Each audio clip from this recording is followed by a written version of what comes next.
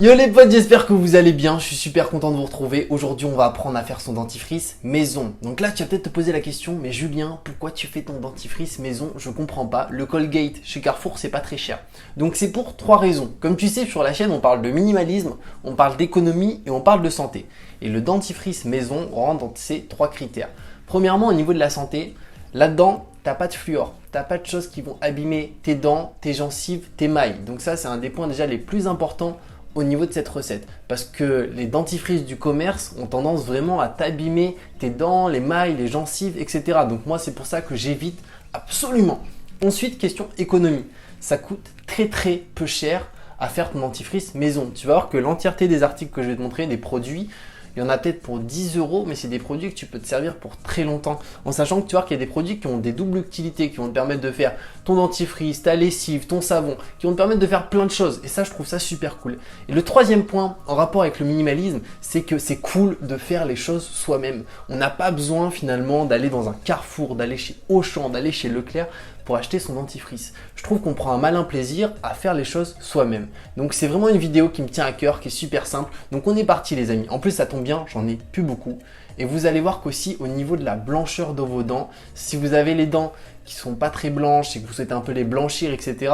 Le dentifrice maison, en tout cas celui que je vais vous montrer avec les ingrédients que j'utilise, m'a permis quand même de beaucoup blanchir mes dents, sans finalement les abîmer. Parce que c'est aussi ça, c'est finalement blanchir ses dents c'est cool, mais si c'est pour ne plus avoir de dents dans 10 ans parce qu'elles ont été abîmées, les mailles sont éclatées, ça sert à rien. Donc moi je te montre une recette qui est clean pour tes dents, qui va pas te les abîmer, qui va te les blanchir, qui va être économique, minimaliste et mieux pour ta santé. C'est pas beau? Bon allez on est parti. Premier ingrédient les amis, bicarbonate de soude. Donc ça on s'en sert pour plein de choses, mais au niveau des dents ça va surtout te permettre de nettoyer tes dents. C'est la première utilité et c'est aussi finalement ça qui va te permettre de blanchir pas mal tes dents.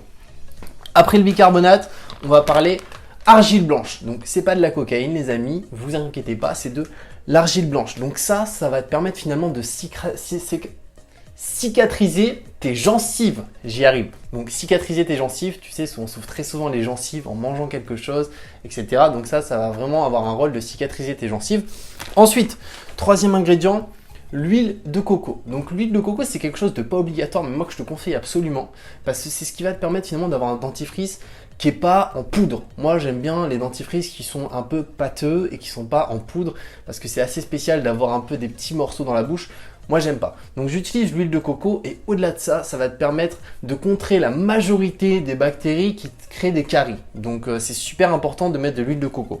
Ensuite, en quatrième ingrédient, qui est le dernier ingrédient, ça va être les huiles essentielles. Donc moi j'utilise des huiles essentielles, soit menthe ou menthe poivrée, ce qui va te permettre finalement d'avoir un certain goût en bouche. Parce que tu vas voir que finalement si tu utilises juste du bicarbonate et les deux ingrédients que je t'ai montrés, sans cet ingrédient-là qui est l'huile essentielle, tu risques d'avoir un goût en bouche salé parce que le bicarbonate, c'est très salé. Donc, je te conseille d'utiliser des huiles essentielles, de préférence à la menthe, à l'orange, finalement un goût que tu aimes bien au citron. Du coup, les amis, on a nos 4 ingrédients. On va tout d'abord commencer par l'huile de coco. Juste une chose à savoir sur l'huile de coco, c'est que ça a tendance à changer d'aspect avec la chaleur ou avec le froid. Plus il fera froid, plus elle deviendra solide et plus il fera chaud, plus elle deviendra liquide. Mais dans tous les cas, ça nous importe peu, on pourra réaliser notre recette dans les deux cas.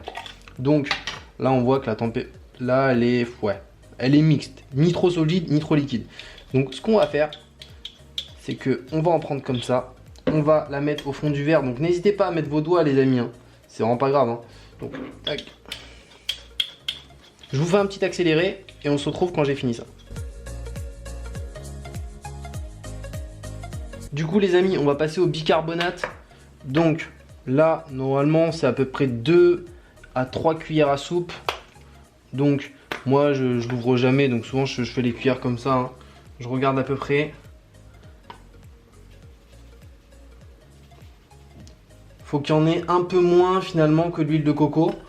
Donc là, on va en mettre encore, mais on va ouvrir un peu le gros. Donc là, va pas falloir se rater. Parce que là, si je me rate, on est foutu. Hein. Tac, encore un petit peu. Voilà. Là on est bon. Donc on va dire finalement 3 cuillères à soupe de bicarbonate. Et au niveau de l'huile de coco, j'étais sur à peu près 4 les amis. Ensuite on va passer à l'argile blanche. Donc l'argile blanche, moi je conseille comme finalement le bicarbonate, on va rester sur 3 cuillères. Donc 1, de 3, en sachant que vous pouvez aussi utiliser de l'argile verte si vous n'avez pas d'argile blanche. Donc dans les deux cas, ça fonctionnera tout aussi bien. On va mettre une demi-cuillère. Maintenant, je vais mélanger tout ça, les amis, et on se retrouve une fois que c'est mélangé.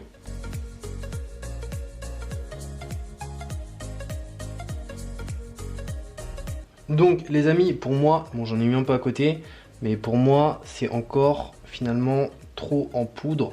Donc, moi, je vais rajouter encore un petit peu d'huile de coco, en sachant que tout ça, ça dépend réellement de vous, hein. Moi, j'aime pas du tout avoir de la poudre dans la bouche, ou du moins avoir encore pas mal de morceaux de poudre. Donc je préfère mettre un peu d'huile de coco encore un petit peu, histoire d'avoir quelque chose de plus solide. Donc là, on va mettre ça. On va mettre les huiles essentielles aussi dès maintenant. Donc pour ça, moi je mets 10 gouttes en général. Donc je vais partir sur 10 gouttes. En plus, celle-là, je l'adore.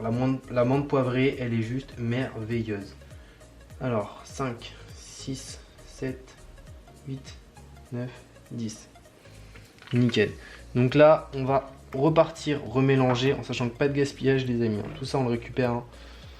Juste ça, ça permet déjà peut-être de se brosser deux fois les dents. Donc, on va le récupérer, hein. Pas de gâchis. Allez, on est parti pour remélanger ça. Et on se retrouve une fois que c'est mélangé, une fois que c'est nickel.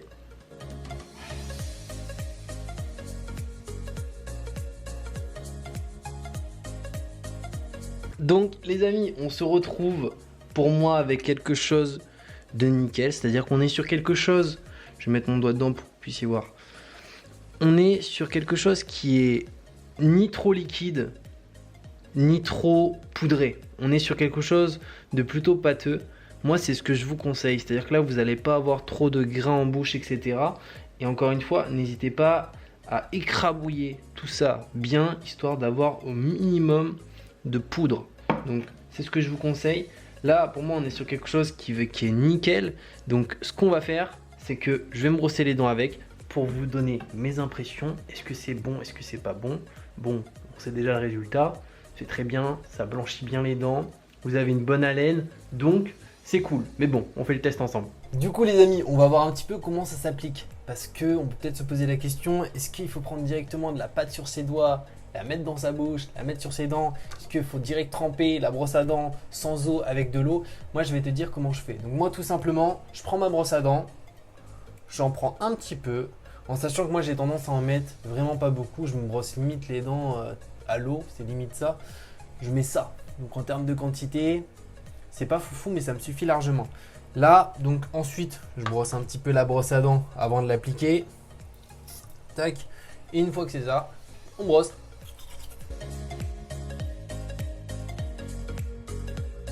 Et voilà les amis. Donc pour information, pour les quantités, c'est vraiment à vous d'adapter au niveau surtout de l'huile essentielle.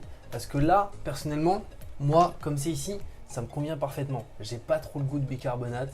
J'ai un bon goût de menthe en bouche, donc ça me suffit largement, c'est parfait. Mais qui sait, vous allez préférer peut-être mettre un peu plus d'huile essentielle ou en enlever un peu plus que tout ce que j'ai mis. Donc ça c'est important, vraiment n'hésitez pas. Vos dents vont être plus propres, plus saines, vous allez faire des économies, donc je trouve ça vraiment cool. C'était une vidéo vraiment que je souhaitais vous partager. D'ailleurs vous avez été plusieurs à me demander en commentaire et ça, donc ça me fait vraiment super plaisir de vous la faire. On se retrouve de toute manière très bientôt pour une nouvelle vidéo. Prenez soin de vous et je vous dis à la prochaine et ciao!